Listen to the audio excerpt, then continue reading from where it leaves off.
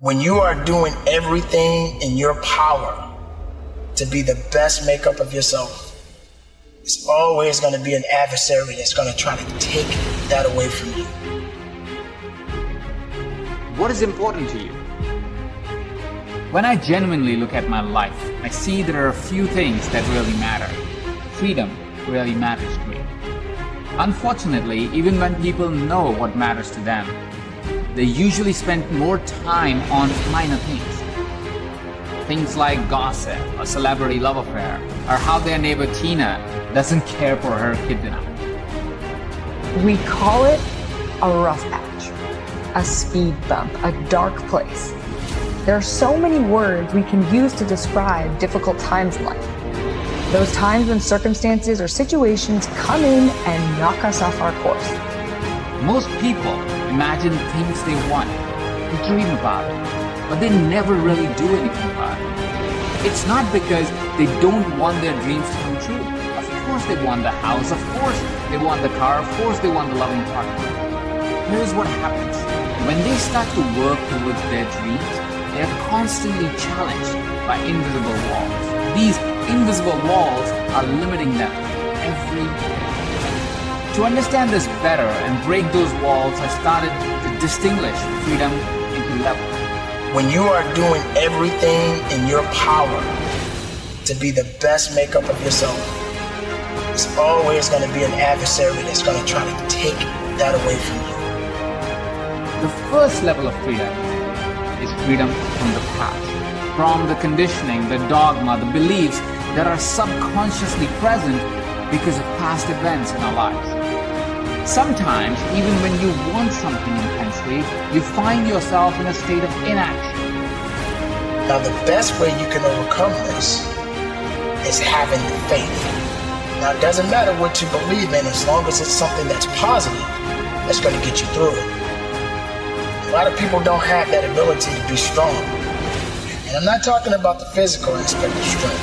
I'm literally talking about the mental and, of course, spiritual aspect of strength. It could be an injury, a passing of a loved one, a financial setback, or maybe a failed attempt at something new. Sometimes it feels like we'll be stuck in that rough patch forever. I've been there. Imagine you were trapped in a box, a prison. The walls around you are keeping you trapped. You may want to break free, you may want freedom from it, but these walls will keep you trapped. You may try to push these walls to get your freedom, but you are trapped. You have no impact, no action on the outside world because you constantly bump against these walls. This is how you may be trapped in your past. The prison walls of limiting beliefs are keeping you stuck. It keeps you trapped. So first, you need freedom from your past. When you are free from your past, you'll find yourself taking more risks. You will find events happen for you instead of to you. You'll find a spiritual connection to the greater universe. You will be able to create the reality you choose for things that need to happen to you, that are important to you. You will live your truth daily. You'll feel empowered, and any self-judgment will start to fade away. Everybody gets knocked down. No matter how tough you think you are, you're gonna fall, and when you fall, sometimes you fall real hard. That ground is a hard surface, and I'm gonna tell you something, it ain't gonna move because you're landing. So you need to rise up, and you need to rise above it, and you need to start moving. Once you're free from your past, you will start seeing the infinite possibilities that life will present to you. Then you'll likely hit the second wall. That is your future and the fear around it. The second level of freedom is from your future. Imagine a life where you are free of worry, you are free of beliefs that haunt you, you are confident. Imagine owning the stage, impacting.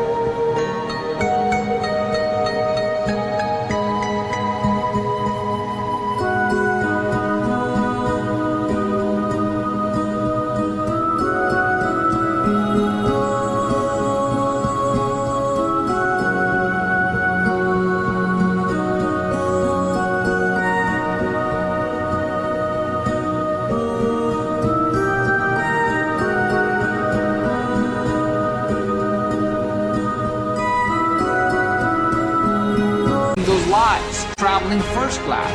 Imagine living in abundance. Imagine a life where you get to do what you want to do. When you get knocked down, how long are you gonna stay down? When you lose your job, when you lose that loved one, regardless if it's your husband, your wife, your child, whatever it is, do you have the ability to go through the hurt and the pain of that loss? Regardless of what you're going through, the best time you know that you are strong is when you're at the weakest point of your life. When you are so far down that hole, you looking up and you don't see no light, but yet you know there's an end to this darkness. That's when you'll find out just how strong you really are. This is a process, and you have to hurt just a little bit so you can understand what it means to be strong. So don't give up on your hopes. Don't give up on your dreams. Don't give up on yourself. Just keep moving forward. If you think that you're going through something so bad right now, wait until tomorrow if tomorrow comes to you. Look at the person next to you. Look at people all over the world if you ever come in contact with certain individuals. And ask yourself, are they going through a lot more than what I'm going through? Because honestly, there are always going to be people that are going through a lot more than you're going through right now. Do you notice the doubt that creeps in, as I mentioned? That's exactly what you need to be free of. Fear, doubt, worry about the future. Imagine a life where you don't need to be someone else. A life where you are free of expectations from others.